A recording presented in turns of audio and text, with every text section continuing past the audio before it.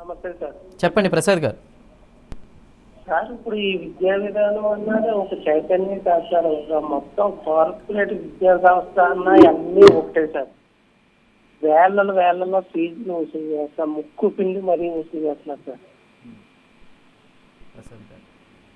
ప్రసాద్ గారు క్లియర్ గా ఇవన్నీ చెప్పండి. ప్రభుత్వం కూడా ఒక కమిటీ వేసి ఈ క్లాస్ ఈ ఫీజు అన్న ఒక టార్గెట్ రీచ్ అయ్యి ఒక టార్గెట్ ఫిక్స్ చేసి ప్రతి 3 నెలలకు ఒకసారి ఒక ఇన్విజిలేషన్ చేసి దీన్ని పూర్తిగా వాళ్ళ కంట్రోల్లో కూడా ఉండేటట్టు చేస్తే బాగుంటుందని మా ఉద్దేశం సార్. ప్రసాద్ గారు రైట్.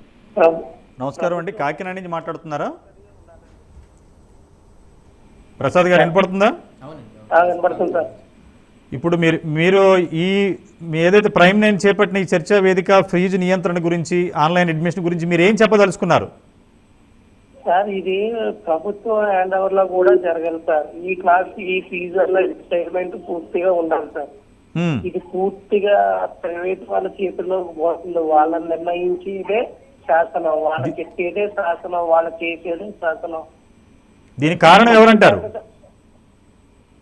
ఈ కారణం అంటే ఒక పక్క తల్లిదండ్రులు, ఇంకో పక్క పట్టించుకోని ప్రభుత్వం కూడా సార్. అంటే పేరెంట్స్ బాధ్యత ఉందంటారా, లేకపోతే ప్రభుత్వం అంతే మొత్తం బాధ్యత అంటారా? మొత్తం ప్రభుత్వం అంటున్నారు సార్. కుర్రోడు ర్యాంక్ వస్తుంది అన్న క్రమంలో తల్లిదండ్రులు ఉన్నారండి. వాళ్ళు ఏదో చేస్తున్నారన్న దాంట్లో ప్రభుత్వం ఉన్నారండి. మీ ఏరియా నేను వేయడం లేదు సార్. ఇటు పేరెంట్స్ కూడా ఉంది సార్. ప్రసాద్ గారు, మీరు కాకినాడలో మీరు ఓటేస్తే మీ ఎమ్మెల్యేని ఎన్నుకున్నారా, లేకపోతే మీ ఎమ్మెల్యే మిమ్మల్ని ఎన్నుకున్నారా? లేదు సార్, మేము ఓటేస్తే మా ఎమ్మెల్యేని ఎన్నుకున్నామండి. మరి ఇది ఇంత ప్రజాస్వామ్య దేశంలో, ఒక్క నిమిషం సార్, ఇంత ప్రజాస్వామ్య దేశంలో నిజంగా 2 గవర్నమెంట్లు కూడా రిక్వెస్ట్ చేస్తున్నాం. ఇక్కడేమో తెలంగాణ రాష్ట్రంలో 6 పథకాలని, అక్కడేమో 6 సూపర్ 6 అని పెడుతున్నారు. మీరు సూపర్ 6 కన్నా కూడా దీనికన్నా పవర్ఫుల్ సూపర్ 6 ఏంటంటే విద్యా వ్యవస్థలో సమూలమైన మార్పులు తీసుకురావాలి. ఎందుకంటే మీరు అమ్మఒడి ఇవ్వక్కర్లొద్దు, ఏ ఒడి ఇవ్వక్కర్లొద్దు. ఈ ఎడ్యుకేషన్ సిస్టమ్ని రెగ్యులర్ చేయండి. రేవంత్ రెడ్డి గారు కానీ చంద్రబాబు నాయుడు గారు ఎప్పుడైతే ఇది చేస్తే సమాజంలో మొత్తం మార్పు ఒక దిశగా కాదు, ఉవ్వెత్తున ముందుకు వెళుతుంది. పేరెంట్స్ కాదు, మధ్యతరగతి నుంచి, మిడిల్ క్లాస్ ఫ్యామిలీ నుంచి, ఒక నిరుపేద కుటుంబం నుంచి అందరూ కూడా, మనం చాలామంది రైతును బాగు చేయడం కోసం ఆ పథకం పెట్టాం, లేకపోతే అమ్మఒడి ఇచ్చాం, లేకపోతే ఇంకొకటి ఇచ్చామని చెప్తున్నారు. వాటికన్నా ఇంపార్టెంట్ పథకం ఇది. సూపర్ 6 కన్నా సూపర్ పవర్ అయిన పథకం ఇది. విద్యా హక్కు చట్టం 2, ఆన్లైన్ విధానం, ఫీజు నియంత్రణ పథకం. మీరందరూ కూడా పేరెంట్స్లో మార్పు రావాలి. మీలాంటి మేధావులందరూ కూడా గవర్నమెంట్ మీద ఫైట్ చేయాలి. తిరగబడిన రోజున ఇవన్నీ అమలు పరుస్తాయి. థ్యాంక్ యూ అండి. దేశ భవిష్యత్తు నిర్దేశించే పథకం అది. రైట్. విద్యాసాగర్ బాబు గారు ఉన్నారు, మరో కాలర్ మనకి. విద్యాసాగర్ బాబు గారు తిరుపతి నుండి. విద్యాసాగర్ గారు చెప్పండి సార్. నమస్తే సార్. నమస్తే, చెప్పండి సార్. సార్ నా రిక్వెస్ట్ ఒకటే సార్. మీరు ఇందాక నేను ఇంగ్లాండ్ దాంట్లో కూడా మొట్టమొదట పేరెంట్స్తోనే మార్క్స్ రావాలి, నెంబర్ 1. కానీ పేరెంట్స్తో మార్క్స్ ఎందుకు రాలేకపోతానంటే ప్రతి ఒక్క నా కొడుకు నేను చైతన్యంలో చదివించిన నా కొడుకుని ఇక్కడ ఈ కాంపిటీషన్ అయిపోయింది పేరెంట్స్కి. దీన్ని తగ్గించేదానికి ఏ ఛానల్ ఎత్తానో యాక్చువల్గా నాకు కూడా అర్థం కాదు. ప్రజాస్వామ్యంలో నీ కోసం నిన్ను నీ చట్టమైన ఎన్నుకోమని అన్నారు ప్రజలు. రాజ్యాంగం చెప్తా ఉంది నీ కోసం ఎవరైతే చేస్తాం. కానీ దాన్ని మనం ఓటర్గా మనం చేయడం లేదు. సేమ్ సిచ్యువేషన్ ఈ ఎడ్యుకేషన్ కూడా ఉంది సార్. ఈ ఎడ్యుకేషన్ని నిజంగా సార్ నేను దీన్ని ఈరోజు ఆపద్దాను సార్. దీన్ని కంటిన్యూ చేయండి సార్. ఎందుకంటే లెనిన్ గారు విప్లవాన్ని తేవడానికి చేస్తే ఆయన తల్లి కొట్టారు, బహిష్కరణ చేశారు. ఆయన పోయి దాముకున్న అడవిలో వాళ్ళు ఒక నిమిషం క్లోజ్ చేస్తాం. దాముకుంటే నేను చదివి చెప్తున్నా.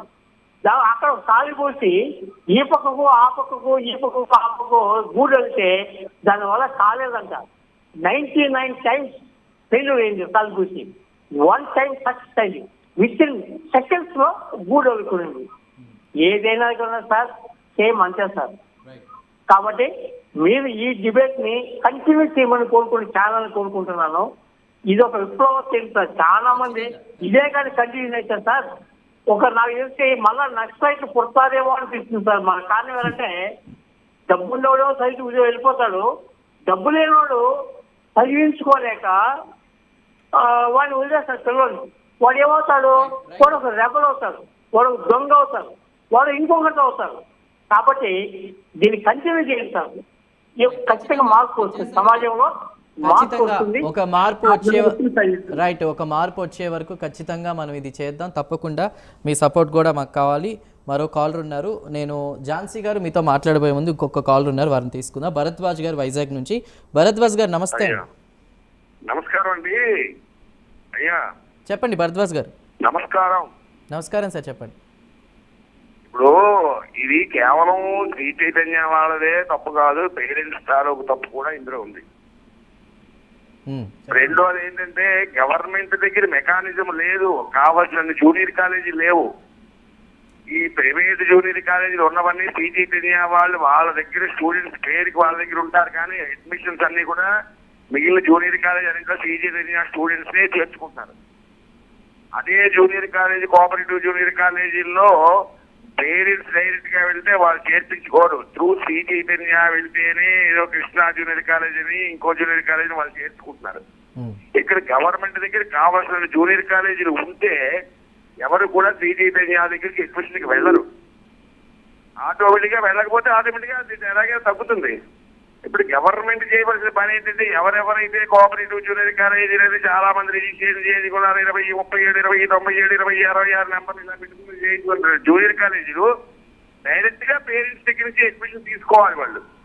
ఆ సిస్టమ్ గవర్నమెంట్ చేయాలనుకుంటే ఒక క్షణం లోకేష్ బాబు గారు ఒక ఫోన్ కొడితే రేపటి నుంచి అడ్మిషన్స్ మీ ప్రైవేట్ కాలేజీలు ఏవైతే మేము జూనియర్ కాలేజీలు శాంక్షన్ చేసేమో మీకు ఆ కాలేజీలు మీరు ఖచ్చితంగా పేరెంట్స్ డైరెక్ట్ గా అడ్మిషన్ తీసుకుని మీరు క్లాసులు నడపండి అని ఒక అయితే మెకానిజం అయితే ఉన్నది. కాలేజీలు అయితే జూనియర్ కాలేజీలు శాంక్షన్ చేయించుకున్నారు, కానీ అవి శ్రీ చైతన్య చేతిలోనూ నారాయణ చేతిలోనూ ఉన్నాయి. అంచేత ఆ జూనియర్ కాలేజీలో అడ్మిషన్ ఇస్తే ఆటోమేటిక్ గా సరిపోతుంది మెకానిజం ఇమీడియట్లీ. ప్రతి మండలానికి 2-3 జూనియర్ కాలేజీలు ఉంటే కానీ ప్రజల స్ట్రెంగ్త్ ప్రకారం చాలదు. లేదంటే ప్రతి హై స్కూల్ ని కూడా జూనియర్ కాలేజీ కింద అప్గ్రేడ్ చేసి, ఆల్రెడీ ఎస్టాబ్లిష్మెంట్ ఉంటుంది, బెంచీలు ఉంటాయి, రూములు ఉంటాయి కాబట్టి ఒక మాస్టర్స్ ని వేసుకుంటే, లెక్చర్స్ ని వేసుకుంటే ప్రతి జిల్లా పరిషత్ స్కూల్ ని ఒక అప్గ్రేడ్ చేసి ఒక జూనియర్ కాలేజ్ చేయగలిగితే, కానీ శ్రీ చైతన్యలోనూ అక్కడ జాయిన్ చేసుకున్నా ఉండాలి అంటే పేరెంట్స్ కి శ్రీ చైతన్యాన్ని నారాయణ ఆశ్రయించవలసిన పరిస్థితి వస్తుంది జూనియర్ కాలేజ్ అడ్మిషన్ కోసం.